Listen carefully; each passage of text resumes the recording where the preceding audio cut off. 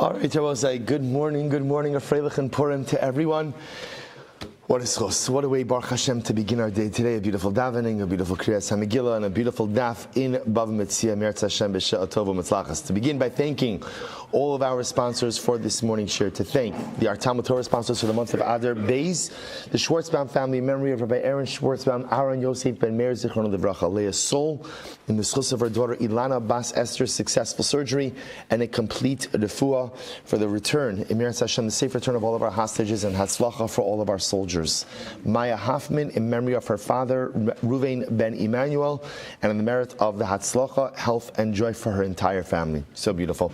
Yoel and Sarah Kelman, in honor of the birthday of their son, and in memory of Staff Sergeant David Sasson, Hashem Yikom Domo. Daf Yomi today, sponsored by Michael and Marcy Langbaum of Efrat Eretz Yisrael, Le'iloi Nishmas, Rav Yochanan Stiepenzal, who brought Eila Metzias to life as my first Gemara Rebbe. Wow. That is beautiful. That is absolutely beautiful. Incredible. And our Daf Yomi pastry sponsors for today, Avron and Gali Elbaum, wishing a Freilich and Purim to all the members of the Daf Yomi. A thank you to all of the Magidei Shir, to the tech crew, and for enabling all of us to learn Daf Gemara so clearly and methodically each and every day. Shkoyach, shkoyach, shkoyach to the Elbaums. All right, I will say, excuse me. Let us begin. Of course, we should just have special kavanah today. You know, Purim is a day that is mesugel for tefillah. Purim is a day of nisim v'niflaos. Purim is a day, and the power of Purim, more than even any other Yom Tiv, is that Purim is a day where nisim could occur within the teva. That nisim could occur within the natural order of the world. That's the whole yisod of the Megillah. The name of HaKadosh Baruch Hu doesn't appear once in the Megillah. There's no splitting of the sea. There's no supernatural activity. Purim shows us the ability of the Ribono Shel Olam to choreograph miraculous salvation even in the midst of a sea of mundanity. That's the beauty of Purim. And as such, there is no day throughout the entire calendar that is ripe for miraculous activity. Because again, the truth is, Bepashtos, the sea could split, right? The sea could split. Because Baruch could do anything. But Bepashtos, it's not going to. Pasha is not going to. But miracles occurred every single day. And HaKadosh Baruch Hu is the master of making miracles occur within the mundane. So it goes without saying that how much we need a miracle today. How much we need a miracle now for us, for Klal Yisrael, for Eretz Yisrael. So we should make sure to grab every moment of today to daven, to ask HaKadosh Baruch Hu to bring home all of our hostages, to ask HaKadosh Baruch Hu to allow each of our soldiers to be successful in their holy missions, to come back to their families b'shalom and b'karov. If you know cholim, to daven for people who need refuah shlema, for people who need shalom bayis, for people who need the shidduch, for people who need children, for people who need parnasa. Everyone needs something. Everyone needs something. Klal Yisrael needs something. Eretz Yisrael needs something, and every single Yid needs something as well.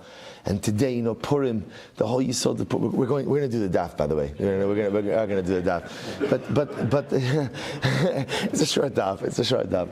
Right? But so the whole Yisod of Purim, right? The Baal Shem Tov HaKadosh brings down that Purim is begeder Abba. It's begeder Abba. That Purim is the day where we relate to HaKadosh Baruch Hu as a father, not as Malkeinu. It's Avinu. It's Avinu. And when the father presents himself to you, you can ask a father for anything. Child runs into his father's arms, and the child knows when he's locked in that paternal embrace that he can have anything he wants in the world. That's Purim. Purim is the embrace of the Abba. We should be Zocha Emiratz Hashem to spend every moment of this beautiful day locked in the embrace of our Abba. We're going to learn Bava Metzia now, Eila Metzias. Feel the embrace of Abba, even in Bava Metzia. Feel the embrace of Abba in every tefillah. See the embrace of Abba, feel the embrace of Abba every moment of the day. And Halavai, Hashem, to feel the arms of the Ribono Shel Olam wrapped around us. We should be Zoch Hashem to feel that embrace, the Olam Vayed. So with that, let us begin. So today's daf is Chaf Hey 25, and we are picking up at Meretz Hashem on Chaf Dalam Abayz at the Mishnah. Bottom line, bottom of Chaf 24b at the Mishnah. Ve'ilu chayv lahachris. So we'll say these are further examples of things that if you find them, you are obligated to go ahead and announce them. So for example, matzah peiros bekli, o kli kamosha. If you find fruit in a utensil, Right, so again, you find fruits, and remember again, peiros by themselves, generally you're allowed to keep because they don't have a siman. Peiros in a kli, the utensil has a siman, because the utensil has a siman, therefore ultimately, again, the peiros are claimable as well. O kli kamoshu, or just the regular kli. A regular kli by itself also is something you have to announce because it has a siman. Ma'os bekis, o kis kamoshu. If you find money in a kis, is like a money bag. Right, in a money bag, or for that matter, again, a money bag by itself, you're obligated to be machris. You're obligated to go ahead and announce it. Tzibure peros, if you find a pile of produce, or tzibure maos, or a pile of money, top of chavhei, shalosh matbeos ze'al gavzeh, or 3 coins, one on top of the other. Again, we'll see the scope of it in just a little bit. Krichos b'rishus hayachid, or you find small sheaves in rishus hayachid, in a private domain, or kikar shabalabayis, or loaves made by a balabayis. So remember again, we had this in the last Mishnah, the distinction between kikaro shel nachtum, kikaro shel balabayis, baker's loaves versus loaves of a private individual. So remember, baker's loaves, so they all look the same. So because they all look the same, therefore halacha l'maaseh it's not to be machriz. As opposed to home baked loaves, every loaf looks different. You're obligated to go ahead and announce it. Gizei tzemer. So again, gizei tzemer will say are wool shearings halukuchim me'esa uman that are bought from the craftsman. Kadei yayin v'kadei shemen, barrels of wine, barrels of oil. Hare'elu chayv lahachar. So we'll say, so in this Mishnah again, complete list of all the items that one is obligated to announce if they find it. And again, there's a couple of different cases over here, either because the items themselves are distinct, or perhaps again the items themselves are found within something which has a siman. Either way, obligated to announce all of the items found in this Mishnah, or all the items listed in this Mishnah that one finds. Beautiful. Gemara. So time of the matzah peiros bekli maos bekis. Now the reason you have to announce in the case of the Mishnah is why?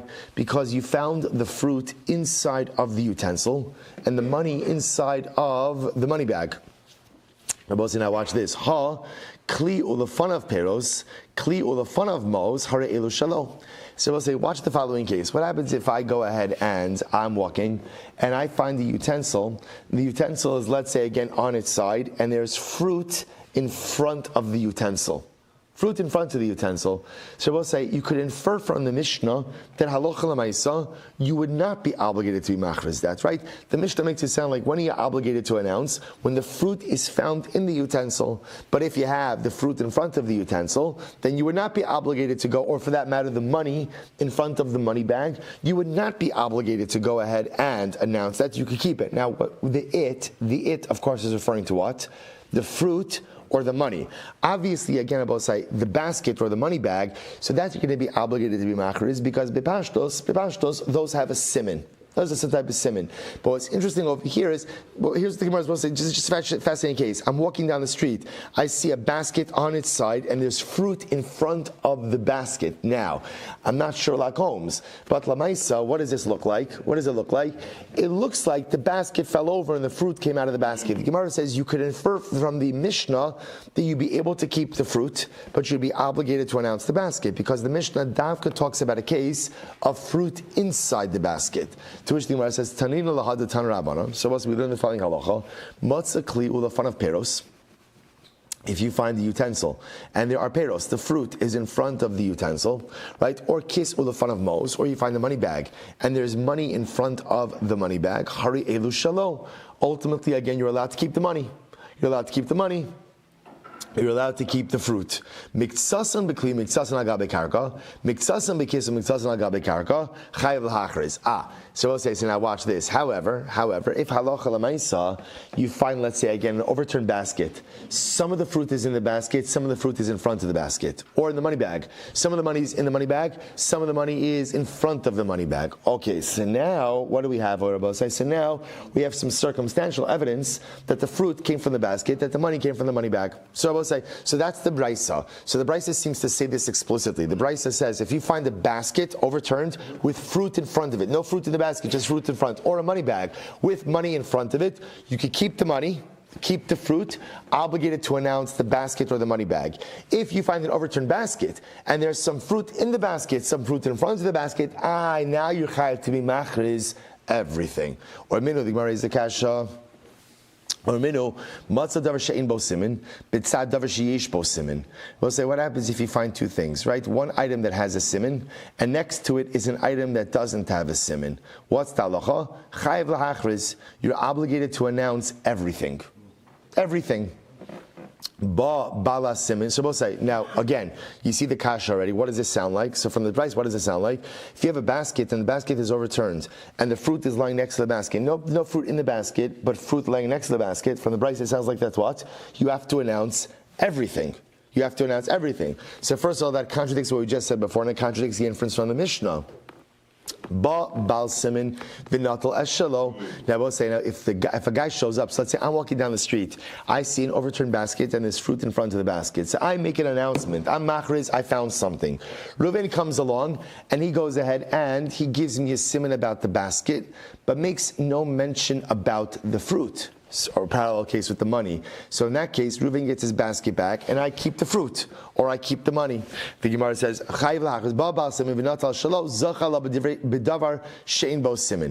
we'll say, so what's going on over here? So we have a contradiction, right? So again, we'll say one brisa seems to indicate that halacha l'maisa, if you go ahead and you find an overturned basket with fruit in front of it, if there's no fruit in the basket, you only have to be machriz the basket, and you can keep the fruit. Brisa 2 indicates you have to announce everything. So what's going on over here? How do we reconcile the two brises? Some Rav Zvid says, lo kasha. It's not a contradiction. Ha bekuva v'kisna, ha b'tzana uperi. So we'll say this is interesting. One case is talking about a basket with flax. What I will say, one is about a basket with fruit. What's just in a basket of flax and a basket of fruit? What's the matter? You're going to thank me for these later, because like if you have a lowland conversation as your Purim Suda today, you could pull out some of this stuff, right? But I was thinking about it. Ever wonder what's using a basket of fruit, a basket of flax? It's very simple. If you have flax, I will say, when flax falls out of a basket, something's going to remain in, right? Flax doesn't move as a cohesive unit. There's going to be shreds of flax inside of it. So therefore, if it turned out that flax was from this basket, then there would have been some flax left in it. If there's no flax left in it, that's indicative the flax is not from the basket. That's different than fruit, right? Fruit, it's possible that what? All of the fruit did come from the basket, but when the basket fell over to its side, everything rolled out. So the second brisa that says that if you find fruit next to a basket, if you find an item next to a basket, you have to announce everything. That's talking about fruit. When it's talking in the first brisa that says if you find an item next to a basket, you only have to announce the basket. That's talking about flax, because if the flax really came from the basket, some of the flax would have been left inside. Incredible. Rabbi says, no. Ha b'tzani uperi. Truth is, both prices could be talking about a basket of fruit. So how do you reconcile it? V'lo kasha, ha d'ishtayer be'midi, ha d'lo ishtayer be'midi. So also Rabbi gives a simpler distinction. One is talking about a case where there's some fruit left in the basket. One is talking about a case where there's not fruit left in the basket. If there's some fruit left in the basket, that's a clear indication that the fruit in front of the basket originally came from inside the basket. Where there's no fruit in the basket, it's possible that halacha l'maisa, that the fruit was never in the basket to begin with. Incredible. The other possibility is other possibility is maybe inachinami. There was nothing left in the basket at all. The Gemara says v'lo kasha. So remember, we're trying to reconcile the two braysos. V'lo kasha, had mahadra apela gabe peri, had lo mahadra apela gabe peri. Very interesting. I will say. Listen to this distinction. What's this distinction? So maybe both cases are talking about baskets of fruit. So I will say, now watch this. What does it depend on? Where is the opening of the basket vis-a-vis the fruit? So if the opening of the basket is directly opposite the fruit, then what? That's circumstantial evidence that the fruit came from the basket, and that's you're obligated to announce everything. What I will say, let's say the opening of the basket is not opposite the fruit, then what? I'm only obligated to announce the basket, not obligated to announce the fruit, because it's possible that the fruit never came from the basket itself. I will say about that. I just want to point out, remember, there's two cases here. It's basket and fruit and money from a money bag. It's the same halacha. I'm just using the basket and fruit because I think it's a little bit easier just to visualize, at least for me. So the Gemara says as follows. Anybody say another possibility? We're just trying to reconcile. I just want to point out to you how beautiful this Gemara is. What are we trying to do? We have two opposing brises. And we'll say, what is the Gemara doing? Answer after answer after answer. What is it doing? Just trying to reconcile them. And let's say, what hashgacha prat is that we're doing this daf on Purim, right? What is Purim all about? We'll say Purim is all about mishloach manos ish l're'ehu. Purim is all about achdus. Purim is all about bin adam lechavero. Purim is all about reconciliation. And how beautiful is it that we have a daf Gemara, where I will say almost the entire Amud Aleph is all about reconciliation of two opposing brises. I'll say this is it. HaKadosh Baruch Hu is giving us a beautiful subliminal message. Make reconciliation. I'll say, can you imagine if each of us today could try to repair one, I won't even call it broken relationship, but one frayed relationship. So I want to point out something you could really do, which is incredible. Just make a l'chaim. Why am I getting blank expressions? I'm making a l'chaim. I understand. Right? No. Well, let me finish. I'm just kidding. Like, is this on? Is this on? Right? It's Purim, Chavra. Okay. So we'll say, I'm sorry? Say it again? Yes. So I'll say, if you make a l'chaim today, and you think about one person who maybe you have a little bit of a strained relationship with, send them a text message. And just say, you know what, it's Purim. And maybe things haven't been so great between us. But you know what, I just want to tell you that I'm thinking about you. I just want to tell you that I wish only the greatest bracha and hatzlacha and simcha for you and your mishpacha until 120. That's all. You send that text message. And I will say, again, a lot of times you need a l'chaim first before you send that message. That's the nature of drinking on Purim, is to enable us to go ahead and mend relationships a little bit easier. I will say, but imagine if each and every one of us, because we all have a person in our life, at least one person, whom we need to send that kind of message to, just because of whatever. I don't even mean someone with whom I'm locked in active machlokes. I just mean sometimes the way life happens is that relationships become strained, and we distance ourselves from people. Not even active animosity, but just sending you a message that I'm thinking about you. And I would love to, I love you, but you don't have to put in I love you if that's too much. Thinking about you and just wishing you all the bracha in the world. I will say, that's what this Daf Gemara is doing. Two opposing brises. Machlokes happens in life. But what do you do in the aftermath of machlokes? What do you do? Reconciliation. That's the avoda of the yid. There is always machlokes in this world, but you don't leave machlokes just as it is. You have two opposing brises, you do whatever you can to reconcile. I will say, the Gemara has this koach, we should find this koach as well. Again, let's go weiter. V'bay Sema. If it helps, by the way, you could also sign it Cult of Shmuel Silber. You know, if that's easier. If it makes it a little bit easier, that's fine. You can do it, a little tzchok. Good. So Gemara says as follows: V'bay Sema. Havaha d'mahadra pelegale peri. I will say it's possible that both of the cases are talking about where the opening of the barrel is opposite the fruit. V'lo kasha had the isle ognin litzana had the lesle ognin litzana. I will say there's no stira, there's no machlokes. One is talking about again where there is a rim to the barrel. One is there's no rim. So it's actually very interesting. So where there's no rim, it's possible that the fruit came from the barrel, but just all spilled out. That's possible. So therefore, in that case, where there's no rim, even if there's no fruit left in the barrel, you still have to go ahead and announce the fruit on the barrel. However, if there is a rim, then what Rabbi say? If there's a rim, then if there was fruit in the barrel, something should have remained inside. If nothing remains inside, that's a pretty good indication that the fruit did not come from inside of the barrel. Rabbi say, there's also there's so much in this Gemara, so much in these Gemaras. Rabbi say, you know what the yesod of life is? A lot of times in life, right, man is like a barrel, right? Man is like a kli. So Rabbi says, so what happens in my barrel? Sometimes again, my barrel is filled up with so much kedusha. But you know what ends up happening? Like the barrel gets tipped over. And what happens in the right? I make a mistake, I trip, I fall. Spiritually, I'm talking about. So what happens again when the barrel gets tipped over? All the kedusha I had amassed, what happens to it? Just all comes flowing out. I will say, what's the yesod of life? The yesod of life is you have to make a rim for your barrel. You have to go ahead and have something on your personalistic barrel that ensures that some of the Kedusha remains inside. We have a day like today, like Purim, where there's so much Kedusha. We'll say, what's your rim? What's your rim? So maybe it's going to be some extra Torah you're going to learn. Maybe it's going to be some extra chesed you're going to do, some extra tzedakah you're going to give. Create your rim. The rim represents that additional piece of avodah that I engage in, so that some of the Kedusha is going to fall out, but at least some of it remains inside. I quote this all has Rabbi Yitzchak Berditchev, Schusa Yagin, and the Rebbe says that whenever a person has a moment of inspiration, you should know this Rebbe already, right? What does the Rebbe say? You're feeling inspired. What do you do when you're feeling inspired? Right? Do something. What does the Rebbe say? You can even do what? Open up a chumash and what? Read a pasuk. And even if the pasuk is just Vayedaber Hashem El Moshe Lemor, that's your rim. That's the rim on your barrel. What that says is, okay, I'm holding on to some of the Kedusha.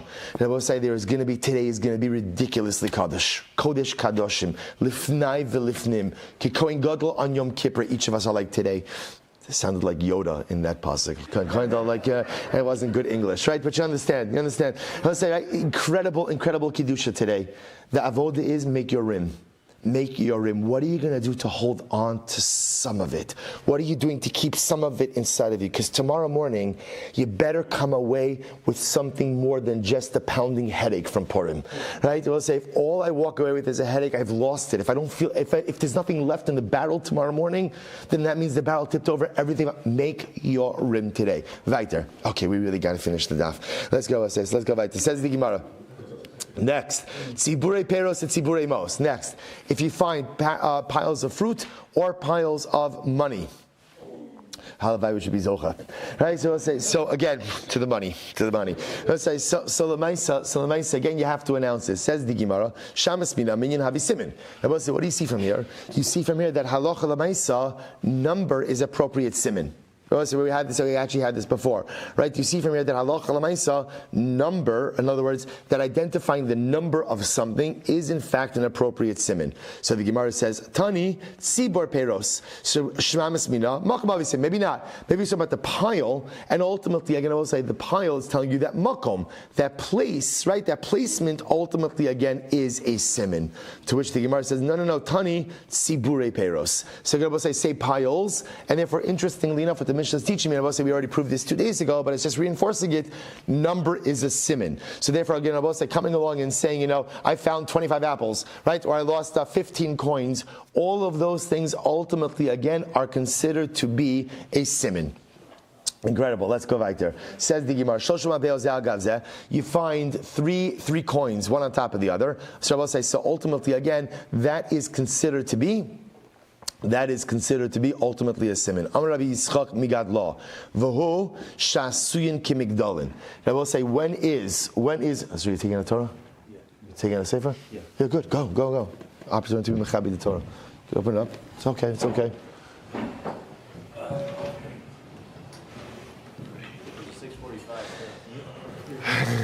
Indiri la la la la la la la ma ya amba la hey amba ma ya amba la la indiri la la ay amba ma hey amba me ma ya amba la indiri la la ay amba la indiri la la ay indiri la la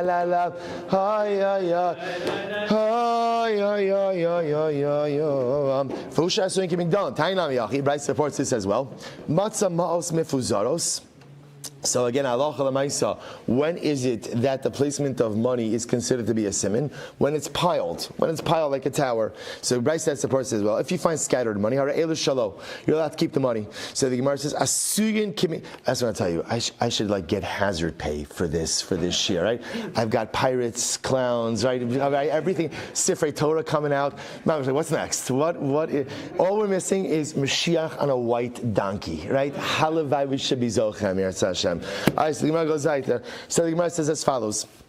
Brisa supports this as well. Matzah ma'os mifuzaros. If you find scattered money, harei shalo, it's yours. Asuyin kemigdalin. If the money is piled like in towers, chayv lahachris. Ultimately, again, you are obligated to go ahead and announce it. We'll say, what does it mean if the money is piled?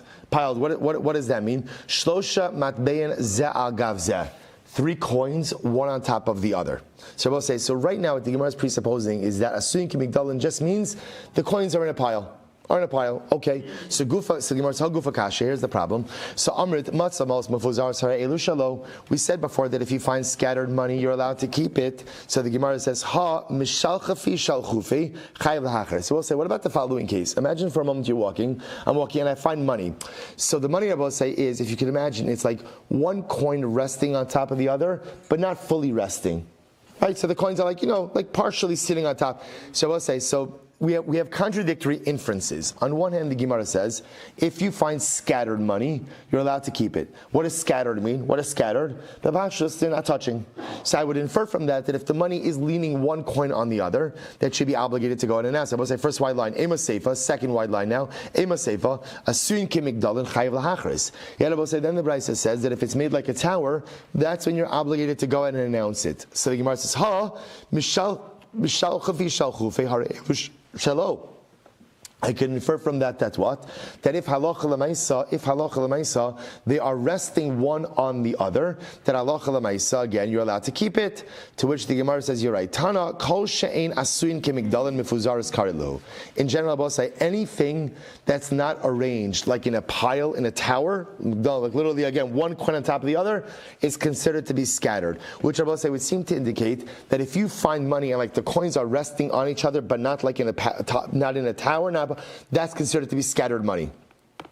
Furthermore,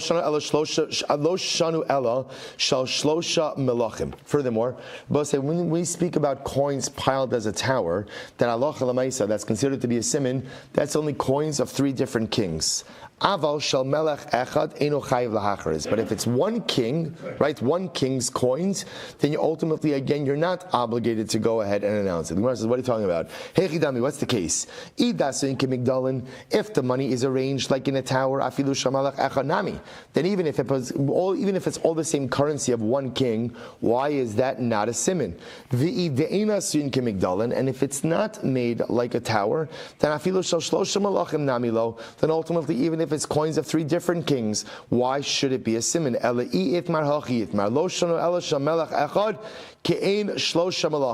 Rather, what I mean is, it could be 3 coins of one king, as long as they are like 3 different kings. What are you talking about? Vehechi dami da'asuin kemigdalin revicha tasa Metzia iluya vizuta iluya Metzia da'aminan anuchi anchinhu. So I will say, this is fascinating. In order for coins ultimately, again, to be resting on trying to be a similar, say what has to happen? We're talking about coins of different sizes that are arranged from bottom to top, largest to smallest. Largest coin on the bottom, medium, smaller on top of it. The Gemara says, Aval shamelech echad dekula ki adadi ninhu afagav demanchi adadi hari elu shalo emar isramuye isrami ubahadi hadadi nafal. So Rabbi said, this is quite interesting. The Gemara says, when is it that a pile of money is considered to be a siman? When is that? Ultimately, again, when you have 3 different coins. I will say, by the way, it's lav dafka 3, right? It could be 2, it could be 5, it could be 17, it doesn't matter. But obviously it's a minimum of 2. But the idea would have to be is the coins are arranged as a tower in size order. Largest coin on the bottom going up, going up, going up, going up. That's ultimately, again, when it is a siman. But I will say anything that is not that, but according to this, if you have a pile of coins, and the coins are stacked as a pile, but they're all the same size, that's not a siman. Why is that not a siman? The Gemara says, I can say that's what? It just fell that way. Okay, which is all right. We'll say crazier things have happened. It just fell that way. Fine. Rabbi Yochanan says, no. Afilu shamalach echad nami machriz. Rabbi Yochanan disagrees. Rabbi Yochanan says, no. That is not true. If you find a pile of coins stacked one on top of the other, that is announcement worthy, right? Even if all the coins are all the same size, halach l'maisa coins don't fall that way. That is clearly a siman. My machriz. By the way, when you announce a pile of coins, what do you announce? So the Gemara says, My macher is minyan. You announce number. So the Gemara says, my area plus afilu train. So if that's the case, why did Dafka put this up as a case of 3 coins? He gave me 2 coins. Amar Ravina, tiva machris. So ultimately Ravina says, you're right. Again, Rabbi say, what we're announcing is, I found coins. So I will say, in general, whenever you go out and you found money, what you say is, the announcement is, I found money. I found money. Then, when the owner comes along, the owner has to identify a couple of things. He could identify potentially makom, place. He could identify minyan, number, or he could identify the way ultimately, again, that they fell. But I will say, but bottom line is, interesting machlokes, we're going to see halacha l'may. So there are 2 different ways that a pile of money could go ahead. Either, of course, if you have largest to smallest, like arranged in size order, or I will say, since the also halacha is like Rabbi Yochanan, that if you do find a pile of coins, all the same size, that you also have to announce that, because the probability that the coins just fell that way would be highly unlikely. All right, let's go back there. But Rabbi Yirmiyah asked the following kasha: Kishir mahu, kishura mahu, kichatzuva mahu, gesula mahu. So Rabbi Yirmiyah asked the following question: what happens if the coins fall? And let's say kishira is like a circle. Kishura in a straight line, kichatzuva is like a tripod. Again, Abba say Rashi has a picture over there, right? You have a picture in your Gemara, right? In that Rashi, kichatzuva, like a tripod, the three circles over there. Or kisulam, like a ladder. So we'll say, what's the ladder case? The ladder case would be where essentially like one part of the coin is it's probably better to even think about it almost like steps, right? One part of the coin is resting on the other part of the coin. So we'll say if you find the coin in these formations, what's the halacha? So the Gemara says, Pashat miha chada. We can at least answer one of the questions from here. The Amrav Nachman Amrav Baravua, Kol she'ilu machnis la kisam beinehen, v'not lam bebas achas chayv lahachas. I will say, anytime that the coins fall in a way that you could insert like a twig, like a toothpick, and lift up all of the coins at once. That would be the case where they fall like a ladder, right? You'd be able to technically put like a stick and lift them all up at once. So you're obligated. So again, we're not sure about the other cases, but at least where the coins fall like a ladder, you would be obligated to go ahead and announce it. By Ravashi say, Amad Beis, here we go. Ka'avne Beis Kulyas Mahu. Fascinating. What happens if the coins fall? Avnei beis kulyos. We'll say, what's Avnei beis kulyos? Rashi says, Avnei beis kulyos, Markulis, v'hishem avodah zara. Wow, we'll say, incredible. What happens if the coins fall in the formation of the avodah zara Markulis? Are you obligated to announce it? Now, what's markalis? Tashma, tisanya matzamos mifuzaros. If you find scattered money, hari elu shalo. You're allowed to keep it. However, the ke'avne beis kulyos. If you find stones that are arranged like beis kulyos, we'll say is markalis is the avodah zara. Chayv lahachris ve'elu in avne beis kulyos. So we'll say, what does it mean if it falls like beis kulyos? What does that mean? Achas mikan ve'achas al gabehen. So we'll say, so what happened? So again, they would go ahead and have like the way Markalis was stones. The way Markalis would work is they would have one stone, and then a third stone kind of perched on top of the 2 bottom ones. That was Markalis. So if you find coins that are set up like Markalis, I will say it's not inferring that that the coins were set up as avodah zara. It's giving you just a frame of reference. What it's saying is the same way that the stones of Markalis, it was a premeditated placement. When you find 2 and then 1 on top, that is a premeditated placement as well. Incredible. So Tan Rabbanon. So let's go back there. Another brayso. I would say it is interesting, really, just something to think about. It is interesting. In general, we have a concept in halacha that you're not supposed to reference avodah zara, right? Like the Gemara says, person shouldn't say, "Oh, you know what? I'll meet you by the base avodah zara in 15 minutes," right? In other words, we're not going in, but I'm saying about the Maisa, like even that, you're not supposed to use it like as a meeting point. It's interesting how over here the Gemara, however, is using dafka avodah zara as like a frame of reference for the type of item that you have to go ahead and return. So I don't know. This is your homework for today. You'll think about it. Maybe something will come to you. I didn't have a chance to look into it. Just one thing I was thinking about a little bit, I will say, is, what are we talking about over here? Over here we're talking about lost objects, returning it to the owner. I will say, what's avodah zara? What is avodah zara? So avodah zara is lost sparks of spirituality. See, Rabbi say, we think about it, we think about Avodah Zarah, and the truth is, we think to ourselves, like, it is the most ridiculous, foolish, infantile thing in the world, right? Can you imagine taking 2 rocks, putting it down, putting a 3rd rock down, and then saying, saying no, like, ridiculous. It's so crazy. Of course, we can't relate to Avodah Zarah. Why? Because Chazal daven for that Yetzer Hara to be removed. So the Chazon Ish brings down, the Chazon Ish says, people erroneously think that we are on a spiritually greater level because we don't have a Yetzer Hara for Avodah Zarah. The Chazon Ish says it's unequivocally untrue. See, in the times of Avodah Zarah, people had a desire to attach themselves to something greater. Granted, it's true that often, they were looking for holiness in all the wrong places, right? It wasn't good. That wasn't a Kenny Rogers reference. I just want to point out, right? So Lamaisa, right? So again, just like he says, the Chazon Ish says that now without the Yitzhar for Avodah Zarah, people don't even have a desire to look for something greater. They're just content with being regular, ordinary people without connecting to any higher force.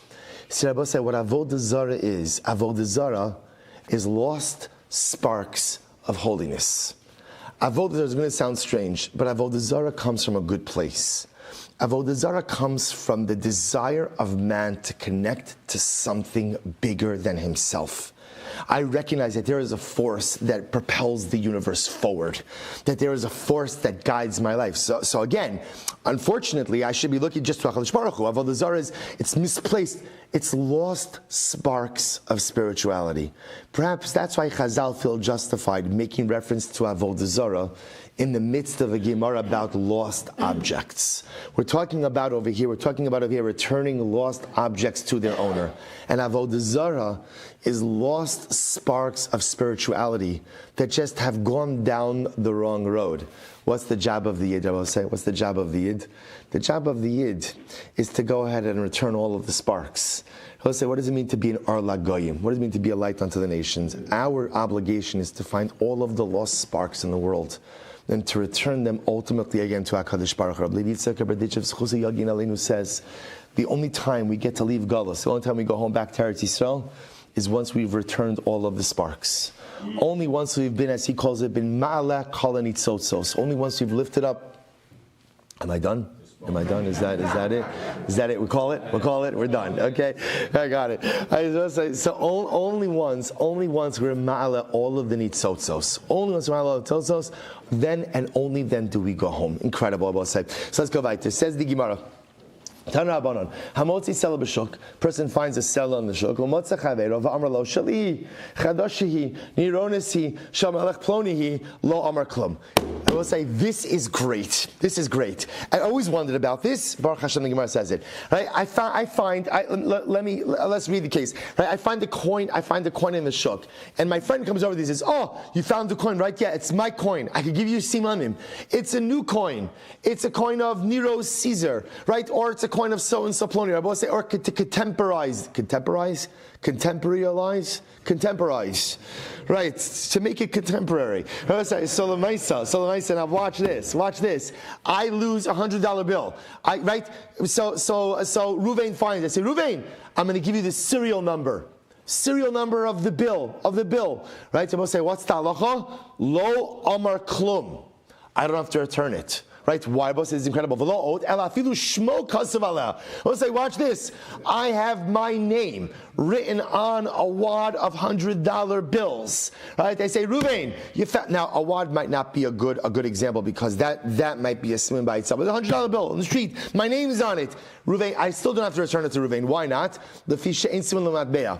Rabbi said there's no simanim for money. Why not? To Amar Dilma afuki afka umeina shachrina nafal. See, Rabbi said, here's what's fascinating by money. Because money is, what's the word? Fungible. Does that mean that like it trades hands? Good. Fungible. Right? So let's say, so being able to identify money, here's what's fascinating. Being able to identify money, right? Is that the correct term? Fungible? Matt said it's good. Okay, whatever. Because money changes hands. So listen to this. Even if I could identify that $100 bill, right, serial number, even if I go ahead and it has my name on it, what does that prove? What does that prove? That it was once mine. What doesn't it prove? That it is mine. In other words, it's just as feasible that Lamaisa, I had the money, I spent it. I used it to buy something. So I always wonder about it, because you always wonder about this. Somebody loses $100 bill, I find it, and Reuven comes along and he gives me mamish the serial number of it. The Gemara says, you are not obligated to give it back. All that proves is that once upon a time Reuven did own it, doesn't mean that he is the contemporary owner of it, and therefore not obligated to go and give it. And I both say, now again, obviously that's not talking about a case where you find it in a pile, or you find it, remember again, this is talking about a case essentially of ma'os mifuzarin, like scattered money. Normally you're allowed to keep scattered money. The chiddush over here is even if Reuven comes along and gives me what I would think would be a really good siman, halach l'maisa not obligated to give back to him. Incredible. Mishnah. Here we go. Matzah achara gafa achara geder gozos mikusharim. So let's listen to this. I'm walking and I find behind the wall or behind the fence tied pigeons. Right, pigeons tied together. All right, or I find tied pigeons together in one of the pathways of the field. Okay, so now we're being introduced to something else, which is sometimes you find something. Now I was supposed to say, obviously, someone tied those pigeons together, right? And bepashtos, because they're placed in a potentially semi-guarded situation, behind the wall, behind the fence, on a path that's less traveled. This is incredible. Road less traveled. We're getting Kenny Rogers, Robert Frost, right? All in one shear. Incredible.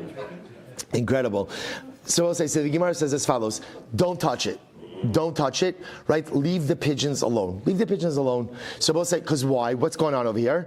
Because since somebody placed it down with intentionality, don't stare it. Matzikli ba'ashpa. So we actually have references in yesterday's daf as well. If you find a utensil in a garbage dump, immechusa, if it is covered, lo yigabo. Ultimately, again, do not go ahead and touch it. In megula, if it's uncovered, no talu machriz. Then ultimately, again, you could go ahead, you could take it and you announce it. All right, so we'll say, so again, if it's covered in the garbage dump, once again, that looks like intentionality. Uncovered, yay, or she could keep it. Let's go. My timer. Darmina hani in sinhu. So we'll say, why can't you touch the pigeons in the first case of the Mishnah? Because it looks like it was placed down with intentionality, and therefore, Allah l'maisa, don't touch it. V'ishakyalahu lesu l'marayu simna b'gavayu. Now, Rabbi say, here's the problem. Because if you do take it, right? Rabbi say, what's the concern? Taking it is then you're going to remove it, and now the owner is not going to have a siman through which to retrieve those pigeons. Hilchach l'shavkinu ad asimerayu v'shakyalahu. Therefore, leave it alone until the owner comes back, and the owner will take it. I va'amai lehave kesher simna. Why? We'll say, why can't the kesher, right? Why can't the knot? Bepashtos again, if it's knotted, why can't the knot serve as a siman? Amarav Abba Bar Zavda Amarav b'mekushan bekanfehen. We're talking about a case over here where the pigeons are tied by their wings. The kuli amahachi mekatrilahu. Ultimately, we'll say that's how apparently again when you tie pigeons, it's good to know that's how you tie pigeons together by their wings. So therefore, again, I both say the knot or the tying is not going to be a siman. Havi makom siman. Why shouldn't the place, the makam itself, be a siman? Amrav ukva barchama bimidadin. Because we're talking about a case where we'll say even though the pigeons, their wings are tied, but they still hop around. So because they hop around, therefore again, makam can't be a siman. One second, even medadin, if the pigeons are hopping around, me'alma asimutarin. Right? So the Gemara says, I don't understand, but since the pigeons are hopping around, then what I will say? Then the truth is, even though I find them behind the wall or behind the fence, who's to say that that's where the owner left them? Maybe they came from somewhere else. Therefore, mamish, it's really hefker, and it should be able to keep it. To which your Gemara says, you're right. The Gemara says, this is incredible. Also the in shiat sinhu. The Gemara say, when you find pigeons, this is good to know, when you find pigeons tied together by their wings, and you're finding it in a semi-private area. There are two possibilities. What are the two possibilities? Possibility number one is maybe they just hopped in from somewhere else. The other possibility is somebody placed it there. Shabbos says it's fascinating. So we'll say in the case of the Mishnah, when I encounter pigeons tied together by their wings, situated in a semi-private area, when I look at that, what do I see? I'm not sure. There's one of two possibilities. Either these hopped over from some other place, and therefore technically I could keep them, or the other possibility is that what? Someone placed them here with intentionality. We'll say this is what we call in halacha, safek hinuach. Possibly placed with intentionality or not. Listen to this. Kol safek hinuach lechatchilo lo yitol. They will say whenever you come across something and you look at it and you're like, it could be that someone placed this here intentionally. If there's any suffix of that, what do you do? I will say, what do you do? Leave it alone. Vim noto, but if you took it, then what? Lo yachzir. If you took it, you don't return it. So Rabbi says, so this is fascinating. So any case where there's a possibility that somebody put an object down with intentionality, don't pick it up. But if you did pick it up, lo yachzir. Rabbi says, listen to this. The Rambam goes ahead and discusses this. Right? The Rambam says as follows. He says, "Vim avar unatlo." The Rambam says, so let's take the pigeon case, right? So therefore, again, I'm walking, I see pigeons tied together by their wings. So therefore, the knot itself is not a simon because everybody ties it this way. The makom can't be a simon. Why can't the makom be a simon? Why not? Because they hop around. So what should I do with the pigeons? Nothing. I will say an incredible yesod in life. Sometimes. Leave things alone. Because I will say sometimes what appears to be broken is not really broken, it just needs to be left alone and resolve itself. So it's not usually a good piece of advice, but sometimes that does work. So therefore, again, when it comes to the pigeons, leave the pigeons alone. Now the Gemara says, but if you took it, ultimately lo yachzir. What does it mean lo yachzir? Vim avar unatlo. If you took, I'm just using the pigeons case, aser lo lahachziro l'sham. You can't put it back there. Right? You can't put it back there. I will say because again, once you took it, the problem is putting it back there may or may not be a good idea. Then I will say in halacha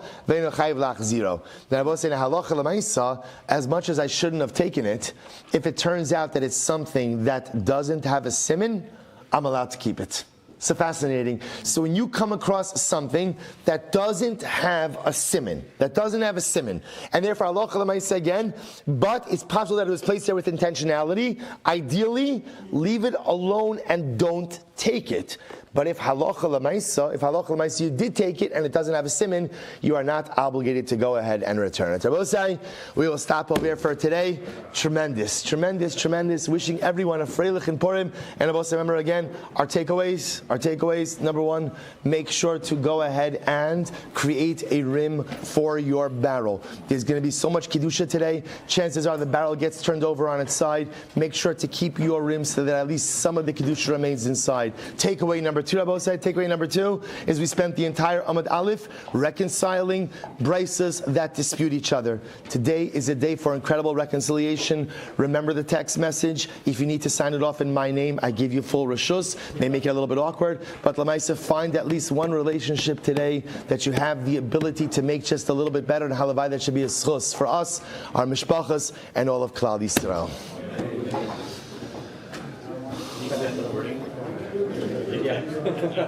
What was that? You said the word. I'll say the word. Something moving forward.